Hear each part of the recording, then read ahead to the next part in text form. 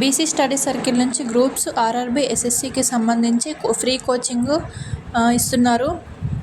దానికి సంబంధించి ఒక అప్లికేషన్ ప్రాసెస్ ఫిల్ చేయాల్సి ఉంటుంది. టీజీబీసీ స్టడీ సర్కిల్ అనే వెబ్సైట్ ఓపెన్ చేస్తే అఫీషియల్ లింక్ ఉంటుంది. అది ఓపెన్ చేస్తే అప్లికేషన్ ప్రాసెస్ ఉంటుంది. ఆ అప్లికేషన్ ప్రాసెస్ వీడియో నేను ఈరోజు అప్లోడ్ చేస్తాను వీడియో. దానికంటే ముందు దానికి కావాల్సిన సర్టిఫికెట్స్ ఏంటో మీరు దగ్గర పెట్టుకోండి.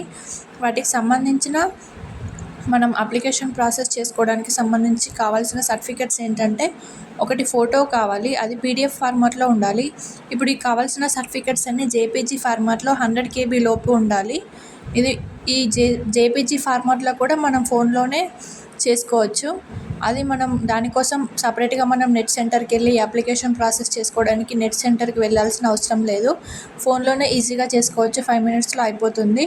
దీనికి సంబంధించి అప్లికేషన్ ప్రాసెస్కి కావాల్సిన సర్టిఫికెట్స్ ఏంటంటే, ఒకటి ఫోటో, సిగ్నేచర్, క్యాస్ట్, ఇన్కమ్ అనేది ఈ ఇయర్లో కొత్తదై ఉండాలి. అంటే ఈ ఇయర్లో January 1 తర్వాత కానీ జనవరిలో తీసిన ఇన్కమ్ అయి ఉండాలి. ఇన్కమ్ అనేది లేటెస్ట్ ఉండాలి. తర్వాత SSC memo, inter certificate, inter or equivalent diploma certificate ఉండాలి.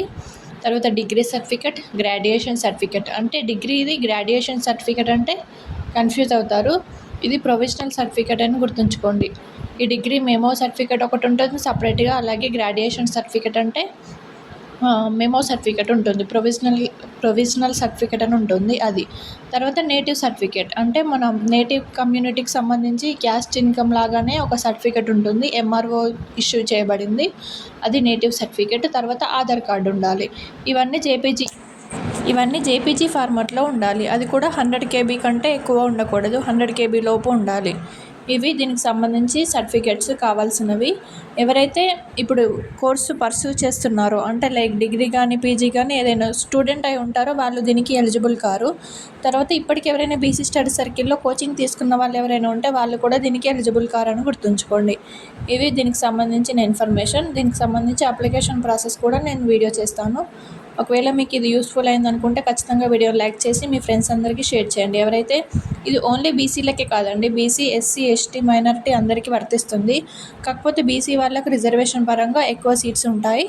తర్వాత మిగిలినవి ఎస్సీ, ఎస్టీ వాళ్ళకి ఇస్తారు. కాబట్టి బీసీ స్టడీ సర్కిల్ అంటే ఓన్లీ బీసీ వాళ్ళకే కాదు, ఎవరైనా అప్లై చేసుకోవచ్చు. కాబట్టి ఎవరైతే ఈ కాంపిటేటివ్ ఎగ్జామ్స్కు ప్రిపేర్ అవుతున్నారో అప్లై చేసుకోండి. అలాగే ఫ్యాకల్టీ కూడా బాగానే ఉంటుంది.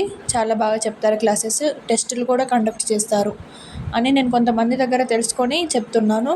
అంటే ఎవరైతే బీసీ స్టడీ సర్కిల్లో కోచింగ్ తీసుకున్నారో వాళ్ళని అడిగి ఇన్ఫర్మేషన్ తీసుకొని మీకు చెప్పడం జరుగుతుంది. కాబట్టి మీరు కూడా అప్లై చేసుకోండి. Thank you so much. Thank you for watching.